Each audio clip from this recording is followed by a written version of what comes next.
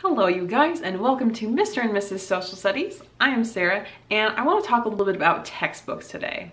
Our love-hate relationship with textbooks. So I've just got a couple here. But in general, with textbooks, deciding whether or not you want to use them in your classroom. In my education growing up, it was expected, especially the older I got, that you read the textbook and did your work. Sometimes we were doing things with the textbooks in class, but it was just kind of seen as like the central text of the class. And then in my first 3 years of teaching, I had textbooks, but it wasn't necessarily as much of a textbook culture, and I personally rarely used the textbooks and did more of my own thing. So I'm going to talk a little bit about that experience today, and maybe if you are a new teacher or a new subject, or even just want to switch things up a bit and deciding how much are you going to use the textbooks in your class, maybe this could be helpful. So if it is, that'd be great. If you are new around here, welcome. We do teacher related content, and we're in the midst of a back to school countdown throughout the month of August. So if you'd like to be informed about our new videos, you can hit that subscribe button down below. But let's get into it. So I'm gonna put these down because textbooks are pretty heavy. So with textbooks, one of the first things that we want to think about is deciding how valuable these textbooks are. Part of the reason I didn't really use the textbooks at my previous school was that they felt pretty outdated. In general, I believe they weren't like the worst, but I think they were at least 10 to 15 years old. However, I don't want to say that's my only excuse, because honestly, even if it was a brand new textbook, I still don't think that like the way I teach is very much rooted in a textbook. But there are some pros and cons, which I'll get into in a little bit. But I think you need to evaluate your textbook as a whole first, kind of see what some of the things that it's doing well are and other things that it's not doing well. With textbooks, there are some different things we might be looking for. We might be looking to see how aligned they are to the standards that we're using. We might look at what kind of skills they can help our students develop. We might look at the types of problems or activities that are in there. We might look at even the bias of a textbook. This maybe is more for social studies, but looking at these different factors can help us get a good sense of what we think about using it. Personally, when I've taught Spanish, I have heavily used the book because that was kind of just like our good structure for the class, and a lot of the activities we did, not all, but a lot of the activities we did come from the textbook. I used the textbook videos to help supplement the curriculum, so I definitely used it more heavily there. However, when it came to my world geography class that I taught my 6th graders, I did not use the textbook at all, besides giving them to the students so they could use the maps in the back of the book for different activities.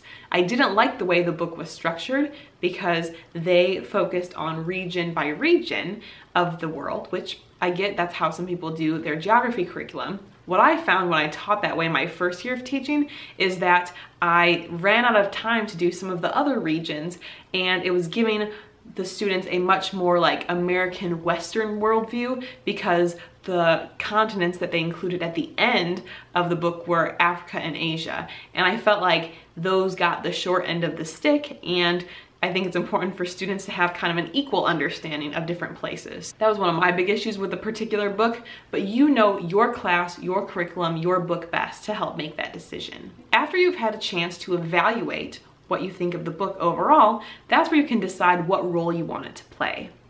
You could have it be like the end-all be-all, the cornerstone of your course. You could have it play a more supplemental role. So maybe it's not like something you're doing every day, but it's still involved. You could use it on rare occasions and have it not play a large role, but the students still use them sometimes. Or you could pretty much never use it. I've been on that spectrum for all of the classes that I've taught. So for example, for my Spanish class, I've already talked about how we use the textbooks for pretty much everything. Students definitely use them every day. My 7th grade US history class, we used it more as a supplement. So sometimes we use the textbooks and they would maybe read something out of there, or I'd have them read a short section for homework, and then we discussed it and debriefed it the next day and tied it into an activity. My 8th grade US history class, that was more modern US history. I very rarely used it, maybe just a handful of times throughout the year, because I wanted to really incorporate a lot of modern elements, and the textbook really didn't go into much detail post like the Vietnam War and the Cold War. So I wanted to make sure I was giving my students a lot of what happened in very recent US history as well. So we used it sometimes. And like I said, with my 6th grade classes, pretty much never used it besides giving them the map access at the back of the book. So are you tempted to ditch your textbook? There is actually a great book called Ditch Your Textbook. I'll put a link in the description field if you're curious. I thought it was a pretty good read and gives a lot of creative ideas, but I think it kind of comes down to the idea that we don't have to rely only on textbooks for like the main source of learning that happens in our classroom. Now this makes sense with a lot of the skill focuses and like developing inquiry skills. With these kind of things, a textbook maybe isn't doing the job right. If you do decide that you want to ditch the textbook, you do want to have some other way of really structuring the class and tying it together. Because that is one benefit of a textbook, is that it does provide structure. Kids know what to do with a textbook. I mean, do they actually do the reading? That depends maybe on your students and age group. But with your course, if you are not having your students read the textbook, you do want to make sure that they're doing other readings. Now, honestly, I think the best thing that has happened in the last year, at least in the field of social studies and maybe other subjects as well, is Newsela or Newsela. I mentioned it in a previous video, but what they have done is just so amazing. Not only have they taken news articles of things that are happening at a pretty quick pace and modifying them to be different adjustable reading levels, and now they have a pretty epic library full of resources that can be used for many different subjects, also easily modifiable. And so honestly, with Newsela, you have the option of kind of using that as your textbook, but it can be more personalized to different reading levels. You can decide what you want to do and what you don't want to do. There are quizzes at the back of a lot of them. Some of them have writing prompts now. And so that is a great way if you're looking to maybe ditch the textbook you're using, but you're still wanting that structure, wanting those readings. I think spending some time looking at Newsela could be really helpful for you. Another advantage I see to a textbook is the fact that it's kind of all there in one place. Like I said, it's very structured. And so one thing you can do if you're looking for an activity that more so ties things together without using the textbook, you could actually do interactive notebooks. Now there's a lot of resources online, both free and paid, about interactive notebooks for your subject area, I'm sure.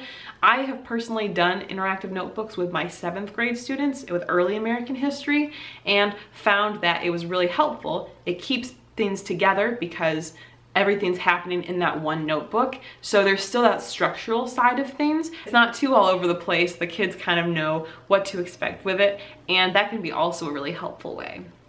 Those are just a few quick tips about thinking if you can ditch that textbook.